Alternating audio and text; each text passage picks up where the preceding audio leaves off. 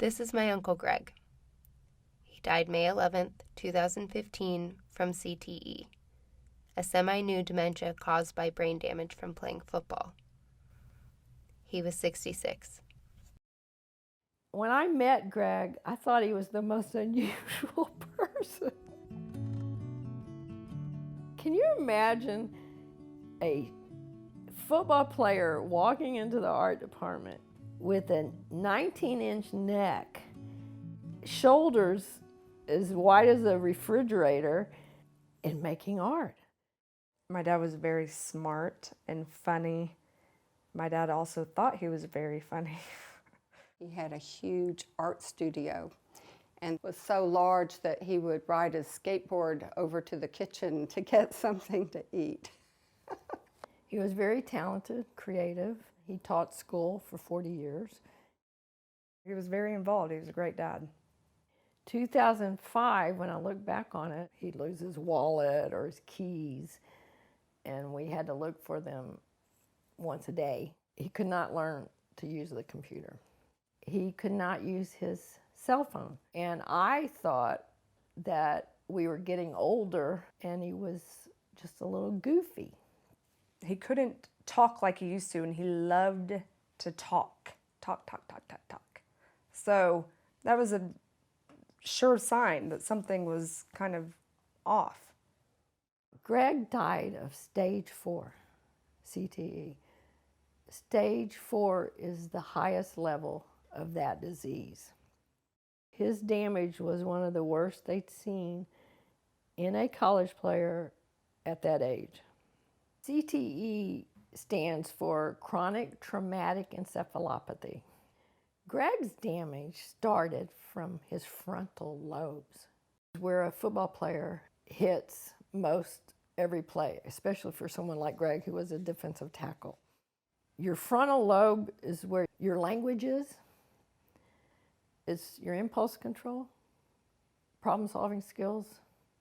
And when that area of your brain's damaged, you lose all those abilities. When you lose your language, does not necessarily mean you lose your memory. Until the day he died, he knew exactly who I was. Always did. The last 10 years of his life, this disease changed him.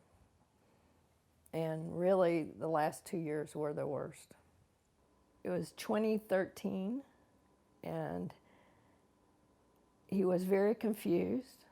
He could only do a puzzle that was marked for a 3-year-old. He would pace up and down in our backyard, just pace around for hours. He was very difficult to handle. And if you live it every day, it is very trying. He would get so frustrated, he would not let the caregivers help him change his clothes, help him brush his teeth, help him shower. He was just miserable, and it was miserable to watch. He was a shell with this crazy person inside. And one day, he looked at me across the table, and he said, "Deb, please help me. I don't want to be like this." So he knew he was losing his mind. Our purpose in doing this documentary is to let other people know what a serious and horrible condition this is. The risk they're taking. It's a huge risk. People that say that they would play anyways, if they knew what he went through and what we went through as a family, there's no way that people would decide to keep playing. It is the only dementia that is preventable. If he could have chosen to be here with me, my mother, my brother, and the grandchildren, he would choose us for sure over the sport. He never met a stranger. He made you feel welcome. He was just a special person. I felt very fortunate that I was married to him for 37 years.